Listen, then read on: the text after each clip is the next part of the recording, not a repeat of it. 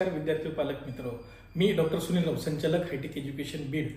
सर्वप्रथम आपल्या सर्वांचं आमच्या हायटेक एज्युकेशनच्या यूट्यूब चॅनलमध्ये सहर्ष स्वागत आहे. आज आपण ज्याची वाट बघत होतो तो दिवस आलेला आहे. म्हणजे जे विद्यार्थी 2025 मध्ये नीटची एक्झाम देणार होते त्यांच्यासाठी नीटनी एक त्यांच्या ऑफिशियल साईटवरती एक नोटीस काढलेली आहे, ज्यामध्ये त्यांनी पूर्णपणे शेड्यूल दिलेला आहे की कोणत्या तारखेपासून फॉर्म भरायला चालू होणार, ते कुठल्या तारखेपर्यंत फॉर्म भरायचा. आणि ह्या वर्षी प्रथमतःच NTA त्यांच्या वेबसाईटवरती आणि पोर्टलवरती अशी एक म्हणजे नोटीस दिलेली आहे की त्याच्यात त्यांनी पूर्ण शेड्यूल दिलेला आहे की कोणत्या तारखेपासून तुम्ही रजिस्ट्रेशन चालू करू शकता, ते कुठल्या तारखेपर्यंत. करेक्शन विंडोची डेट पण दिलेली आहे. इव्हन दो त्यांनी कुठल्या तारखेला तुमचे सेंटर डिक्लेअर होतील हे पण त्यांनी त्यांच्या साईटवरती मेन्शन केलेलं आहे. कुठल्या तारखेला एक्झाम होणार आहे ते दिलेलं आहे. टेंटेटिव्ह रिझल्ट कोणत्या तारखेला लागेल इथपर्यंत पूर्ण डिटेल त्यांनी दिलेली आहे. तर या सर्व प्रोसेसमध्ये आपण आज चर्चा करणार आहोत की रजिस्ट्रेशनला कुठले डॉक्युमेंट लागतील आणि प्रोसेस कशी असेल, की स्टेप बाय स्टेप आपण रजिस्ट्रेशन करताना कुठल्या गोष्टी महत्त्वाच्या आहेत, कुठल्या गोष्टी आपल्याला त्याच्यात लागणार आहेत. तर ह्या गोष्टीची आज आपण सविस्तर चर्चा करणार आहोत. जर चॅनलला तुम्ही आमच्या नवीन असाल तर आमच्या चॅनलला सबस्क्राईब करा, लाईक करा, जेणेकरून येणाऱ्या काळात ह्या वर्षीच्या प्रोसेसमध्ये नीटच्या एक्झामबद्दल जे काही अपडेट्स असतील ते कुठलेही असो त्याची तुम्हाला तुमच्यापर्यंत माहिती पोहोचण्यात येईल. त्यामुळे आमच्या चॅनलला सबस्क्राईब करा. तर चला सुरुवात करूया आजच्या व्हिडिओला. तर आजच्या व्हिडिओचा विषय आहे की नीट 2025ची रजिस्ट्रेशन. तर हो मित्रांनो, 7 फेब्रुवारी 2025 रोजी NTA त्यांच्या ऑफिशियल पेजवरती एक नोटीस काढलेली आहे. त्याच्यामध्ये त्यांनी पूर्णपणे शेड्यूल दिलेलं आहे की नीटचं रजिस्ट्रेशन केव्हापासून चालू होणार. तर नीटचं रजिस्ट्रेशन चालू होणार आहे 7 फेब्रुवारी 2025 ते 7 मार्च 2025च्या रात्री 11:59 ही रजिस्ट्रेशन होणार आहे. त्यामुळे विद्यार्थ्यांनी पालकांनी ह्या पूर्ण 1 महिन्याच्या पिरियडमध्ये आपलं रजिस्ट्रेशन करून घ्यावं. ज्यांना मेडिकल अलाइड कोर्सेसला ऍडमिशन घ्यायचं आहे त्यांनी याच्यामध्ये आपले रजिस्ट्रेशन करून घ्यावे. सर्वप्रथम बघूयात की आपण की याच्यामध्ये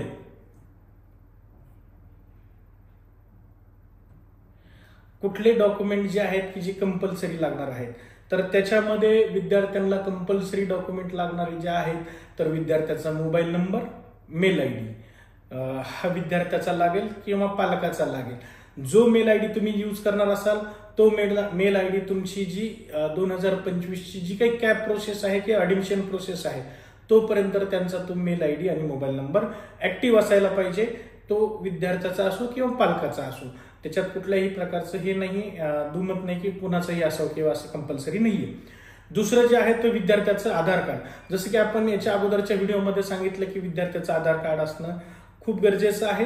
अपार आयडीचं जसं त्यांनी पहिल्या नोटीसमध्ये सांगितलं तर अपार आयडीचं त्यांनी ते कंपल्शन नाही ठेवलं, ते कंपल्सरी नाही आहे. त्याच्यामुळे आधार कार्ड पाहिजे. आधार कार्ड असणं विद्यार्थ्याचं कंपल्सरी आहे.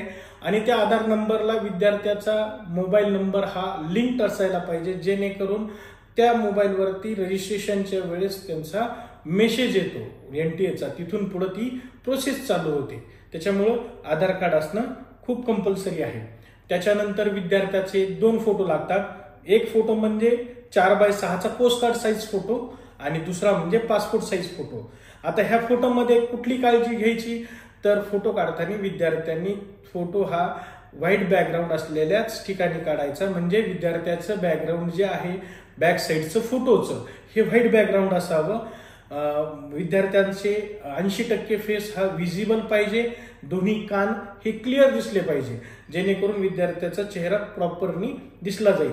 तर याच्यात घेताना अजून दुसरी काळजी कुठं तर विद्यार्थ्याला कॅप आणि गॉगल वापरणं बंधनकारक आहे, ते वापरायचं नाहीये. बंधनकारक चुकून आला शब्द, हे वापरायचं नाहीये.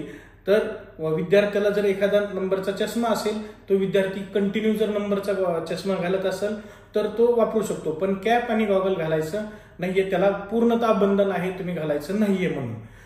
त्याच्यानंतर विद्यार्थ्यांनी फोटो ज्यावेळेस काढाल त्यावेळेस 1 जानेवारी 2025च्या नंतर ज्या दिवशी फोटो काढलेला आहे त्याच्यावरती फोटोवरती ती तारीख आणि विद्यार्थ्याचं नाव मेन्शन पाहिजे. तर असं काही कंपल्सरी नाहीये की विद्यार्थ्याचं फोटोवरती नाव टाकताना आडनाव, विद्यार्थ्याचं नाव किंवा वडिलाचं नाव कंपल्सरी असावं, तसं काही नाही, पण स्पेलिंग बरोबर असावी. पोस्ट कार्ड साईजला पण विद्यार्थ्यांनी नाव आणि जन्मतारीख टाकणं कंपल्सरी आहे, तसं पासपोर्टवरती पण आहे. तर फोटो किती काढायचे, तर पोस्ट कार्ड साईजचे तुम्ही 2 ते 3 फोटो काढून ठेवा, जेणेकरून तुम्हाला ते ऍडमिशनच्या ऍडमिट कार्डच्या वेळेस तुम्हाला लागणार आहेत, एक्झामच्या वेळेस लागणार आहेत. आणि पासपोर्ट साईज जे आहेत फोटो हे 10 ते 15 काढून ठेवावे.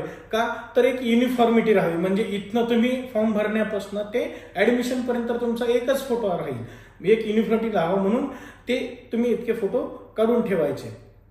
त्याच्यानंतर तुमचं लागणारं दुसरं डॉक्युमेंट म्हणजे काय, तर तुमची 10वीची सनद. ही जी स्टेट बोर्डामध्ये मुलं शिकलेले आहेत, महाराष्ट्र स्टेट बोर्डामध्ये जी मुलं शिकलेले आहेत, त्यांचा 10वीचा रिझल्ट लागल्यानंतर यांना सुरुवातीला एक मार्कशीट भेटतो, स्टेटमेंट ऑफ मार्क्स, आणि दुसरं असतं स्टेटमेंट ऑफ सर्टिफिकेट, म्हणजे त्याला आपण सनद म्हणतो. तर ती सनद आणि मार्कशीट हे दोन्ही कंपल्सरी आहेत, ते लागणार आहेत. 12वीचा मार्कशीट हा कंपल्सरी आहे. जे विद्यार्थी रिपीट देत आहेत, जे नीटची एक्झाम रिपीट करतायत, त्यांना मार्कशीट कंपल्सरी आहे.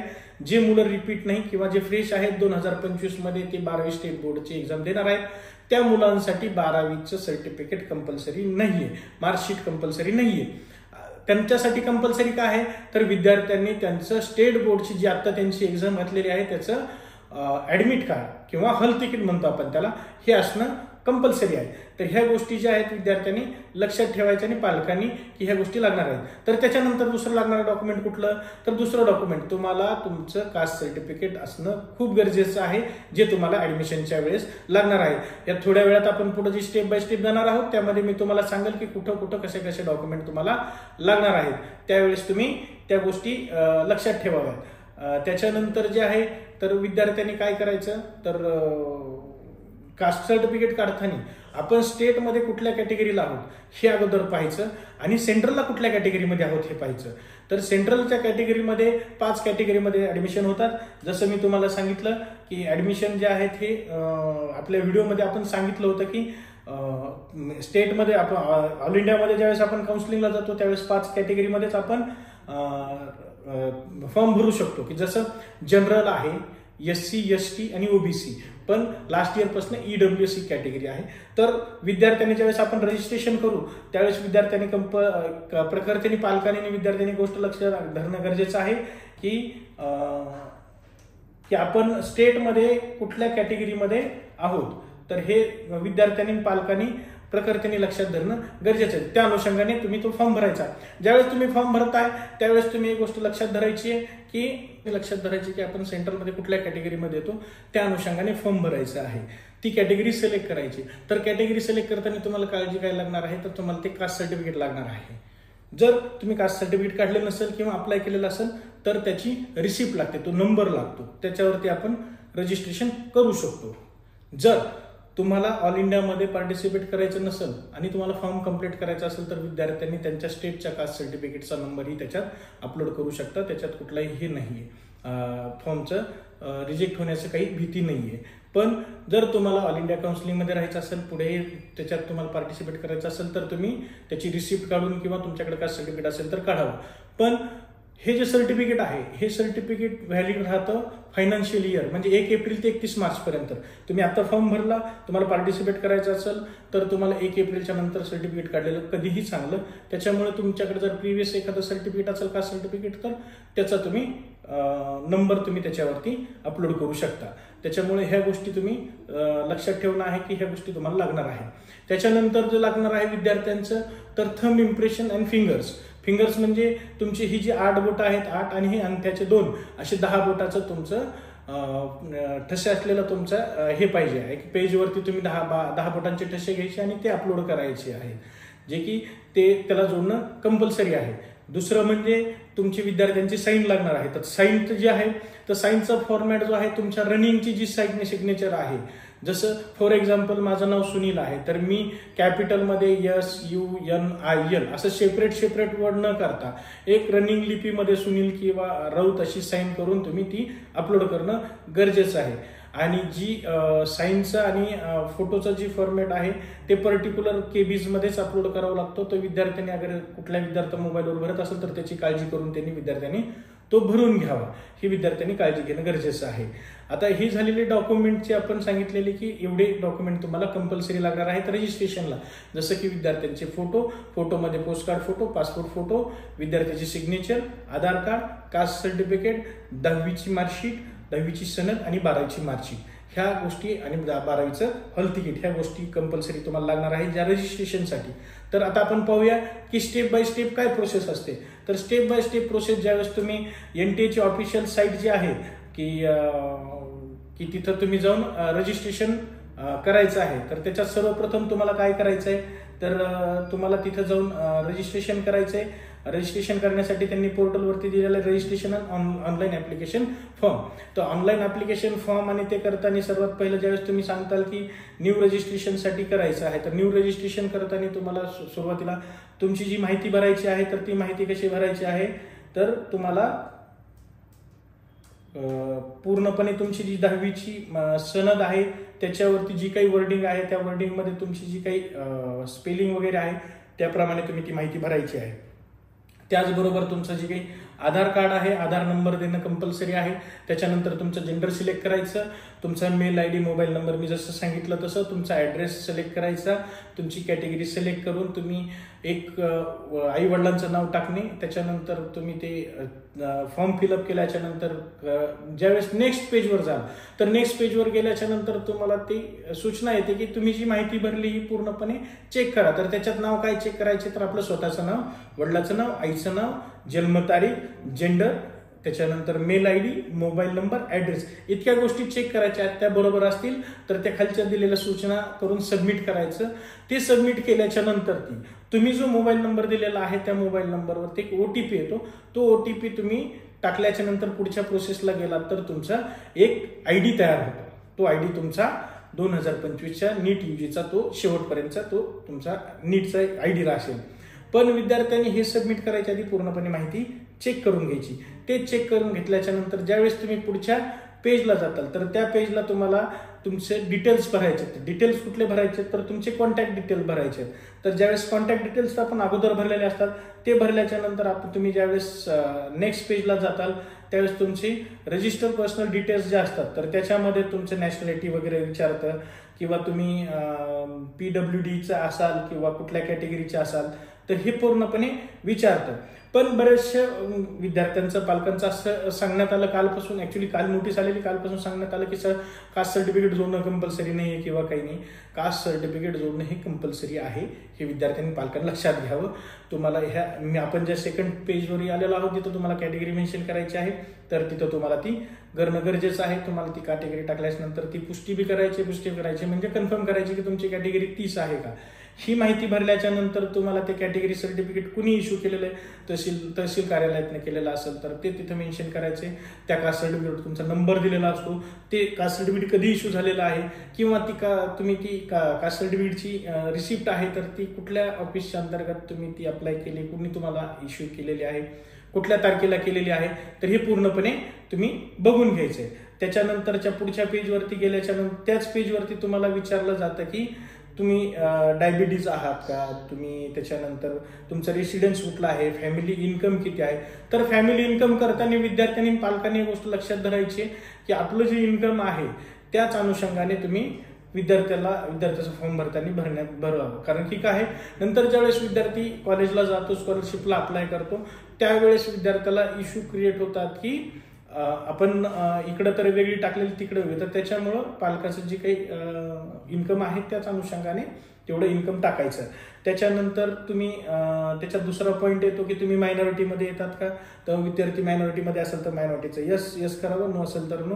त्याच्यानंतर विचारलं जातं मोड ऑफ प्रिपरेशन, तर मोड ऑफ प्रिपरेशन मोस्टली मुलांनी सेल्फ स्टडीज करावं. त्याच्यानंतर त्यांनी विचारलेलं असतं की जी काही नीटचं NTA जो नीटच्या एक्झामसाठी ड्रेस कोड दिलेला आहे त्याच्या व्यतिरिक्त तुम्हाला काही कुठलं ड्रेस कोड घालायचं असेल का, तर ते सिलेक्ट करा म्हणतात.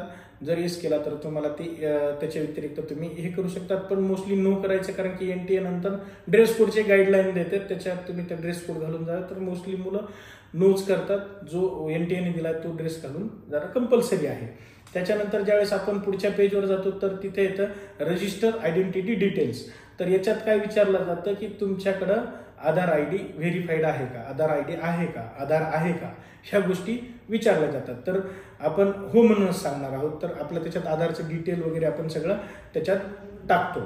हा पेज झाल्याच्या नंतर ज्यावेळेस आपण पुढच्या पेजला जातो त्याच्यानंतरच्या येणाऱ्या स्टेपला, म्हणजे आपण हे आता स्टेप बाय स्टेप रजिस्ट्रेशन पाहत आहोत. त्याच्यानंतरच्या ज्यावेळेस आपण रजिस्ट्रेशन पेजला जातो त्यावेळेस त्यांनी विचारलं की त्या पेजवरती की डू यू हॅव अपार ID, म्हणजे ज्यांनी NTA जी पहिली नोटीस काढली होती अपार IDची, त्याचं एक ऑप्शन आहे की तुमच्याकडं अपार ID आहे का. जर तुम्ही सांगितलं यस तर तुम्ही तुमचा अपार ID तिथं टाकू शकता. तुम्ही नो म्हणाल तर तुमचा अपार ID, असं काही कंपल्सरी नाही की तुम्हाला ते अपलोडच करायचं. त्याच्यामुळं ज्याचा अपार ID आहे त्यांनी तो टाकावा, ज्यांचा नाही त्यांनी नाही टाकला तरी चालेल. त्याच्यानंतर जे येतं की रजिस्टर एक्झाम आणि सेंटर्स. तर याच्यामध्ये कसं आहे की तुम्हाला ज्यावेळेस ऍड्रेस विचारला होता दुसऱ्या पेजला, त्या पेजला त्यांनी 2 प्रकारचे ऍड्रेस विचारलेले आहेत की करंट ऍड्रेस आणि परमनंट ऍड्रेस आणि करस्पॉन्डन्स ऍड्रेस. तर याच्यामध्ये विद्यार्थ्यांनी परमनंट ऍड्रेसमध्ये जो काही आधारचा आहे तो आधारचा ऍड्रेस टाकला तर तुम्हाला ते स्टेट सिलेक्ट केल्याच्या नंतर तुम्हाला ते ज्यावेळेस आपण एक्झाम सेंटरचा आणि एक्झाम रजिस्टरच्या पेजला येतो त्यावेळेस तुम्हाला त्या स्टेटचे ऑप्शन दिसतात. पण काही विद्यार्थी असतात की जे बाहेरच्या स्टेटमध्ये एक्झाम करतात तर त्यांना तिथला करस्पॉन्डन्स ऍड्रेस किंवा प्रेझेंट ऍड्रेस जो आहे तो मेन्शन करायचा. पण तो मेन्शन केल्याच्या नंतर तुम्हाला तिथलं जे काही रेजिस्टन्स आहे, रेसिडेन्स आहे, तुम्ही तिथं राहताय तर तिथलं रेसिडेन्स प्रूफ म्हणून आणि तुमचा इथला रेसिडेन्स प्रूफ म्हणून ह्या दोन्ही गोष्टी अपलोड कराव्या लागतात. फॉर एक्झाम्पल एखादा मुलगा जो आहे की बाहेरच्या राज्यामध्ये म्हणजे कर्नाटकमध्ये एक्झामची तयारी करतो आणि तो तिथंच राहतोय भाडेपत्र करून, नाही का, तर अशा विद्यार्थ्यांनी तिथलं भाडेपत्र वगैरे जोडून हे करायचं.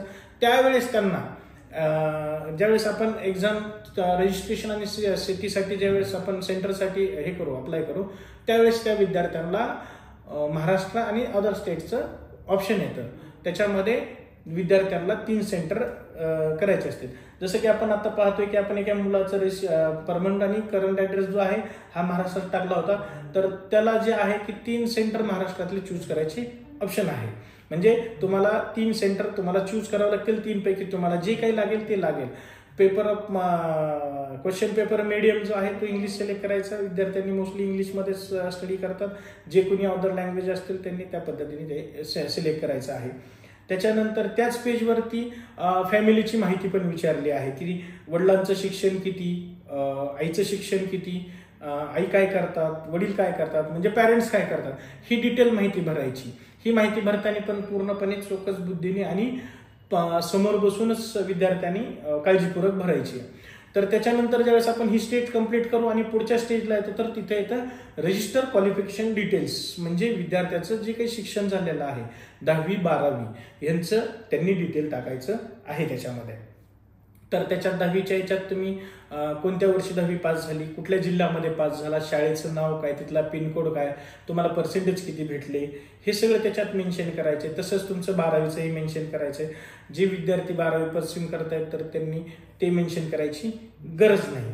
ते झाल्याच्या नंतर तुमचं रजिस्टर ॲडिशनल हा पेज तुम्ही कंप्लीट, तुमचं रजिस्ट्रेशन म्हणजे एज्युकेशनल रजिस्ट्रेशनचं डिटेल तुम्ही भरल्याच्या नंतर पुढच्या स्टेपला ज्यावेळेस जाताल तर तिथं तुम्हाला रजिस्टर ॲडिशनल डिटेल्स.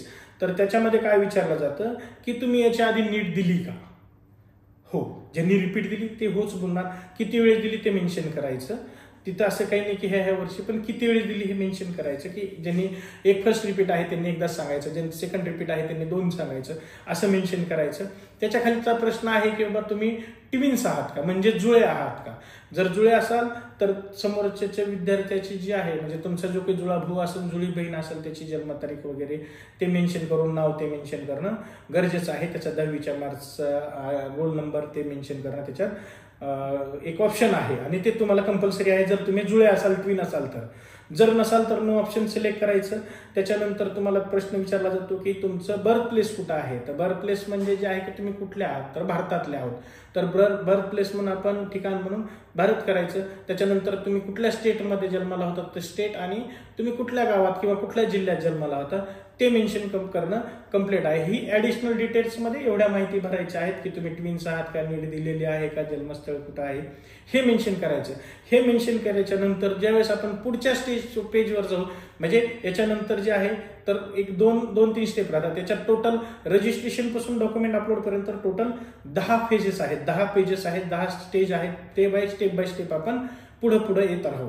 आता याच्यानंतर ज्यावेळेस 7वी स्टेज आहे की आपण ऍडिशनल डिटेल्स विचारलं, त्याच्यात आपण टाकल्याच्या नंतर त्याच्या पुढची जी आहे 8वी स्टेज आहे की जी इमर्जन्सी कॉन्टॅक्ट. तर इमर्जन्सी कॉन्टॅक्टमध्ये काय असतं की जसं बघितलं आपण की प्रायमरी मोबाईल नंबर आणि मेल आयडी जो काही पॅरेंट्सचा किंवा विद्यार्थ्याचा दिलेला आहे.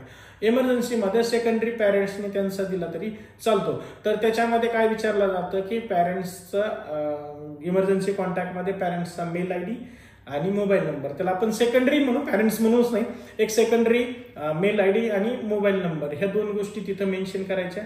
त्याच्यावरती पॅरलरी तुम्हाला एक OTP येतो, ते व्हेरीफाय केल्याच्या नंतर तुमचा तो मोबाईलचं तिथं 8व्या स्टेजचं रजिस्ट्रेशन कम्प्लीट होतं. ते केल्याच्या नंतर पुढची जी स्टेप आहे ती आहे अपलोड द डॉक्युमेंट्स. आता डॉक्युमेंट कुठले अपलोड करायचे आहे, तर जसं मी तुम्हाला व्हिडिओच्या सुरुवातीला सांगितलं की विद्यार्थ्याला पासपोर्ट फोटो जो व्हाईट बॅकग्राऊंड आणि 80% face with showing of both years, बरोबर. तर हा जो फोटो आहे हा फोटो अपलोड करायचा आहे, ज्याची की साईज जी आहे ती 10 KB ते 200 KBच्या मध्ये असली पाहिजे.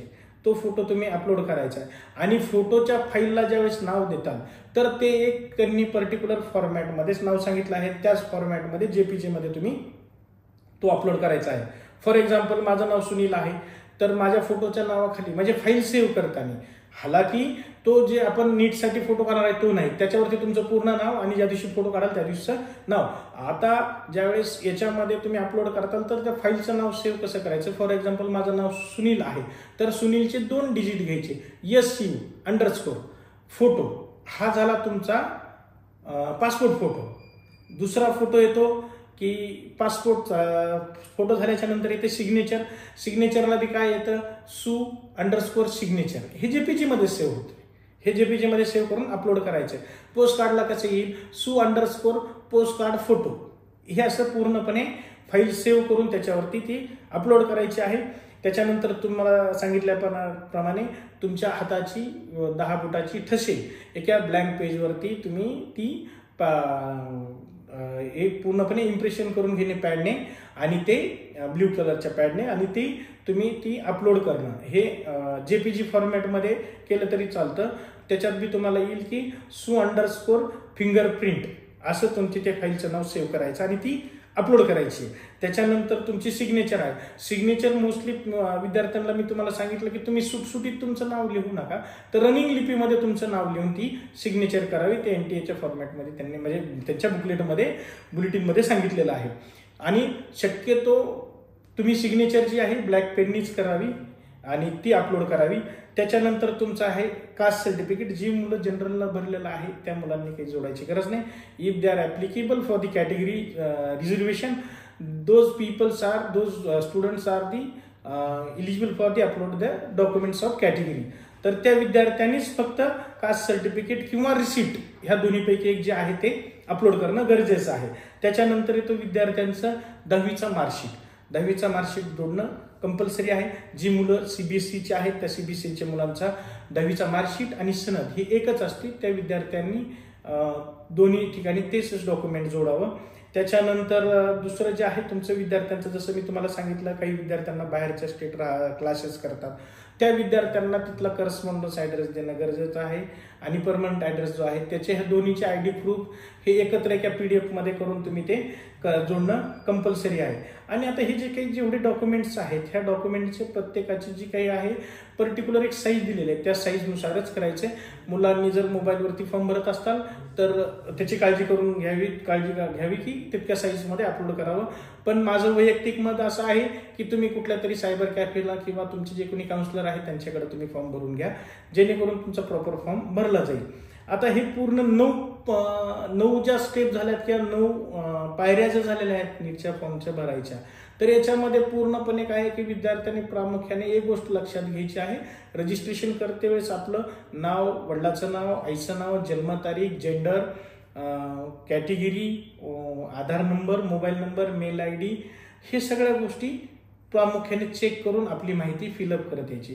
आपण ज्यावेळेस 9 स्टेप कंप्लीट करू, त्याच्यानंतर 10व्या स्टेपला ज्यावेळेस आपण फीस भरायचं म्हणजे पेमेंट करायचं, ज्यावेळेस तुमचे डॉक्युमेंट कंप्लीट होतात तिथं तुम्ही सेव्ह आणि नेक्स्ट केलं जातं, त्यावेळेस येतं पुढचं पेज, ते की तिथं तुम्हाला येतं डॉक्युमेंट अपलोडचं, तर फीसचं. तर तुम्ही फीस तुमच्या कॅटेगरीनुसार जी आहे ती तुमची कॅटेगरीच्या नुसार फीस तुम्ही पेमेंट केल्याच्या नंतर किंवा त्याच्यापूर्वी तुम्हाला परत एकदा चान्स येतो की तुम्हाला फॉर्म चेक करून एडिट करायचं, कारण तुम्हाला तोपर्यंत एडिटचा एक काय म्हणतात त्याला एक चान्स आहे.